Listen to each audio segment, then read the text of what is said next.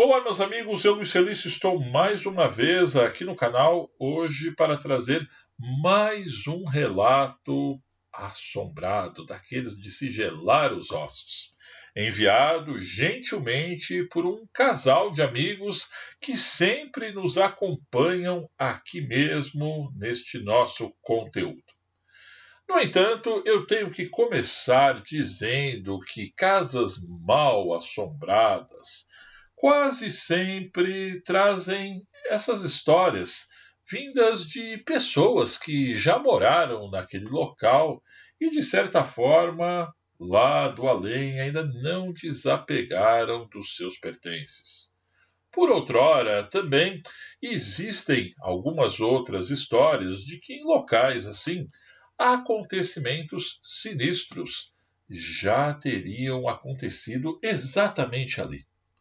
Mas será que a história que nós iremos contar hoje tem a ver com esses fatos? Então fiquem ligados. Afinal de contas, está começando mais um vídeo mistério.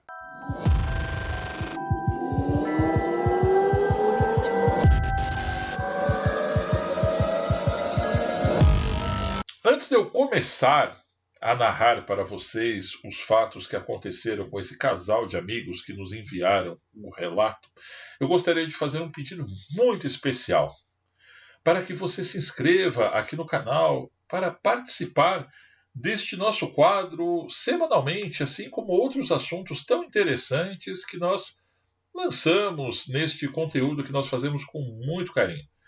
E também não deixe de me seguir lá no Instagram através do @telamixfilmes. No entanto, eu tenho que dizer que a história de hoje se passou entre o final do ano de 1983 e o início de 84, com um casal que na época era recém-casado, cujos nomes nós apenas colocaremos o primeiro a pedido deles mesmos, ou seja, de Mateu e Ana. Logo após a lua de mel, eles disseram que foram morar na cidade de Americana, em uma casa alugada, que na verdade era um sobrado antigo e muito pitoresco. Uma construção que parecia que tinha sido feita ali mais ou menos durante os anos 30.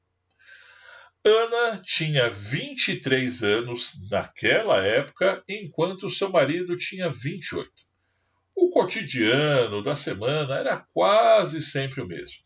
O rapaz, que era engenheiro mecânico, saía para trabalhar em uma firma, enquanto a esposa, que ainda não tinha filhos, ficava cuidando das tarefas de casa. E logo depois do almoço, a Ana tinha a mania de subir para o andar de cima, onde ficava a sala, para assistir televisão e às vezes até tirar uma sonequinha daquelas que geralmente todo mundo gosta após o almoço, inclusive eu.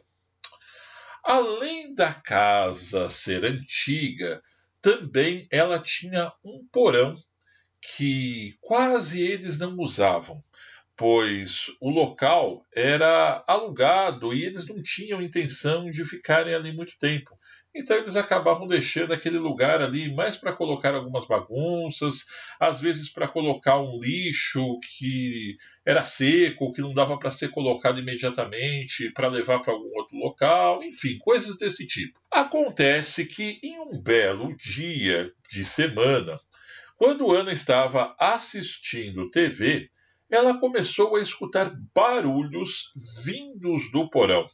Então ela decidiu ir até lá conferir. Ela pensou que pudesse ser um rato, um gato, ou mesmo algo que pudesse estar provocando aquilo naquele porão. Mas, estranhamente, nada testemunhou. Acontece, meus amigos, que dias depois, naquele mesmo horário, mais ou menos por volta de 15 horas, o barulho voltou, só que ainda mais intenso, como se fossem batidas no assoalho, como ela relata aqui. Ela disse que quando o marido chegou em casa, após ele tomar banho, descansar um pouco, logo quando ela serviu a janta, ela relatou o ocorrido para ele.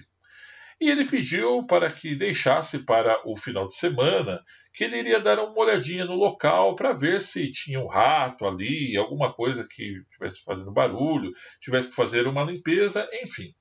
Mas quando chegou esse dia, o Di Matteo acabou indo até o local, encontrou algumas ferramentas antigas, segundo ele, e material de construção, só que bem envelhecido, tipo areia que deixaram ali, pedra, alguns tijolos, coisas do tipo.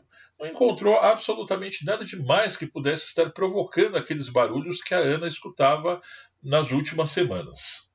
Porém, Ana ficou mais tranquila e seguiu seu cotidiano durante aquela semana. Porém, os barulhos voltaram, dessa vez mais discretos. Mas algo sinistro ela acabou testemunhando, onde ela teve a sensação de estar escutando vozes seguidas de murmúrios vindos daquele local. Ana até que era bem encorajada, segundo ela própria, e acabou ignorando o fato e, tipo, tentou disfarçar para ela mesma, sabe? Quando você está meio cismado com alguma coisa, mas quer tampar o sol com a peneira, ela disse que falou assim: olha, talvez deve ser a televisão, algum vizinho, ou algo desse tipo, deixa para lá, deixa eu curtir aqui a vida de casada e seguir o meu cotidiano. E ela nem chegou a comentar com o seu marido. Mas acontece que em uma dessas noites decorrentes, o Di Matteo foi beber água durante a madrugada. Levantou, como todo mundo às vezes acorda com sede e tal, comer alguma coisa muito salgada, e foi até lá. E a cozinha, na verdade, era no andar de baixo. E a saída para o porão ficava também próxima à cozinha. Enquanto ele estava abrindo a geladeira, ele escutou uma voz em tom normal, como se tivesse alguém realmente na sala murmurando, com a seguinte frase: o que você está fazendo na minha casa? Imediatamente ele correu para a sala e acendeu a luz, mas não viu absolutamente ninguém. Até pensou que pudesse ser a própria esposa querendo lhe aplicar uma peça. Mas, no entanto, o Di Matteo voltou para o quarto e viu que ela estava dormindo como uma pedra.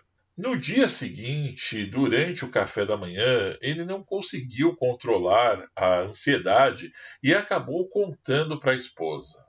Mas acontece que, mediante ao que ela já estava presenciando, e depois de que o marido disse algo desse tipo para ela, ela conta aqui que não demorou absolutamente nada e já foi se arrumando, dizendo que não queria ficar naquele local sozinha enquanto ele fosse trabalhar. E nesse mesmo dia, ela disse que foi até a casa da mãe dela e só voltou à noite junto com o marido. Preocupado com a situação, o Di Matteo decidiu ir até a imobiliária que tinha lhe alugado o imóvel, querendo saber mais detalhes sobre a história daquele imóvel. Mas acontece que o corretor não quis dar muitos detalhes para ele. Mas ele conseguiu recorrer a um antigo documento da casa de mais ou menos 10 anos atrás, onde constava o nome e o endereço do proprietário. E ele decidiu que guardaria aquilo e iria investigar alguns dias depois. Assim, o casal retornou para casa naquele dia, dormiram normalmente durante aquela noite, e no dia seguinte, a Ana decidiu levar sua irmã mais nova para casa. Na época, a garota tinha 16 anos, para ficar com ela durante o dia ali fazendo companhia. Passados 2 dias, Carolina, que era a sua irmã mais nova, que estava passando os dias ali, Foi até o banheiro de visitas, que também ficava no andar de baixo, e escutou alguns ecos de vozes vindos do corredor. Ela ignorou a princípio, pensando que era o som da própria televisão que estava no andar de cima. Mas quando ela começou a pentear o seu cabelo, olhando no espelho, ela sentiu como se algo ou alguém estivesse mexendo no seu rabo de cavalo e, ao mesmo tempo, escutou uma pessoa falando atrás dela. Quem é você? O que está fazendo aqui? Quando Carolina olhou para trás e se deu conta que não tinha absolutamente ninguém ali, meus amigos, ela saiu correndo para junto da irmã no andar de cima e chegou lá chorando, dizendo que alguém tinha mexido no cabelo dela e que lhe perguntou algo. Ana imediatamente ligou no serviço do marido e disse para ele que iria para a casa da mãe com a irmã, pois ela estava com muito medo de ficar ali. Acredito que como qualquer um, não é mesmo? Foi então que no dia seguinte o Di Matteo decidiu ir atrás do dono da casa, mas não para falar a respeito de fantasmas, algo do tipo, e sim para especular algo a respeito da residência. Quando ele chegou até o endereço, ele apertou a campainha e saiu um senhor calvo de aparentemente 70 anos de idade. O atendeu muito cordialmente e Mateu usou como pretexto falar a respeito do porão. Tipo, se o homem sabia se tinha algum encanamento que corria ali, algo que precisava ser consertado, pois eles estavam escutando barulhos. E conforme ele foi conversando, ele foi arrancando algumas coisas do senhor Cláudio, esse que era o proprietário. E no meio de toda essa prosa, ele acabou contando para o Mateu que ali morou toda a família dele no passado e que, de fato, a sua avó era a mais apegada naquela residência. Tanto que nos anos 60, quando ela faleceu, ela foi velada na sala que ficava bem ao lado da cozinha. Sem pensar muito a essas alturas do campeonato, Mateu agradeceu o Sr. Cláudio, virou as costas e lembrou que tinha uma vidente muito famosa naquela cidade, que inclusive a sua mãe conhecia ela, que se chamava Dona Gertrudes, que tinha mais ou menos uns 50 anos de idade. Ele disse que lembra até mesmo aquela personagem do Ghost que a Whoopi Goldberg faz, que ela era mais ou menos daquele tipo e tinha fama por ser benzedeira. Como ela conhecia a mãe do Mateu, ela concordou em seguir com eles até o local. E é aí, meus amigos, que a história começa a ficar ainda mais interessante. Quando ela chegou na casa, logo quando abriu a porta, a Gertrudes disse o seguinte, olhando bem seriamente para o casal: Meus filhos, aqui a coisa está muito séria. Já estou vendo 3 ali no canto da sala, disse a mulher, apontando para um lugar que ficava bem perto da escada. E conforme a dona Gertrudes foi andando pela casa, ela foi fazendo uma espécie de benzedeira junto com algumas orações. Porém, quando ela chegou na porta do quarto de hóspedes, ela parou e ficou dura. Imediatamente disse ao casal: Daqui da porta eu não posso passar, pois aí dentro tem uma entidade mais poderosa do que eu e minhas orações. Às vezes, ela pode se apresentar como mulher, mas na verdade é algo muito além do que vocês possam imaginar. Quando desceram as escadas, não havia clima sequer para um café ou até mesmo um bate-papo. A benzedeira disse que a casa estava infestada de energia negativa e, pelo fato do acúmulo desses karmas, estava atraindo ali espíritos com o mesmo grau de sofrimento e algo maior que os manipulava naquele exato ambiente. Ana e de Mateu não pensaram duas vezes. Entraram em contato com a imobiliária, devolveram as chaves e se mudaram no final de semana seguinte.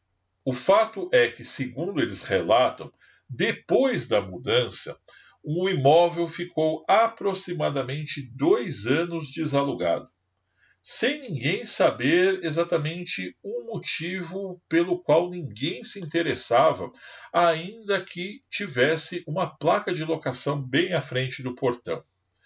2 anos depois, ele foi demolido e ali foram erguidas duas casas que, segundo eles, até hoje estão ali sendo habitadas na cidade de Americana, que, como eu disse ainda há pouco para vocês, fica bem no interior de São Paulo.